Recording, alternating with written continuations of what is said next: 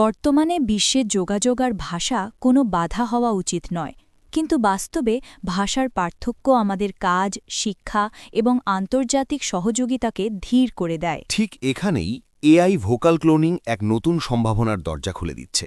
এখন একজন মানুষ নিজের কণ্ঠস্বর ব্যবহার করে বহু ভাষায় কথা বলতে পারেন, পরিচয় বজায় রেখেই। ভাবুন তো, একজন শিক্ষক, উদ্যোক্তা বা কন্টেন্ট ক্রিয়েটর নিজের কণ্ঠে বিশ্ব জুড়ে মানুষের সঙ্গে যোগাযোগ করছেন, কিন্তু ভাষা আলাদা হলেও অনুভূতিটা একই থাকছে। তবে এই প্রযুক্তির সঙ্গে আসে দায়িত্ব।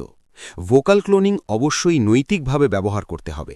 স্পষ্ট অনুমতি, স্বচ্ছতা এবং অপব্যবহার রোধ করাই এখানে সবচেয়ে গুরুত্বপূর্ণ। যখন পরিচয় আর প্রযুক্তির সঠিকভাবে একসাথে কাজ করে, তখন এআই শুধু কণ্ঠ নকল করে না, এটা মানুষের মধ্যে সংযোগ তৈরি করে। ভবিষ্যতের যোগাযোগ হবে ব্যক্তিগত, বৈশ্বিক এবং দায়িত্বশীল, আর সেই ভবিষ্যতের কণ্ঠ হতে পারে আপনারই।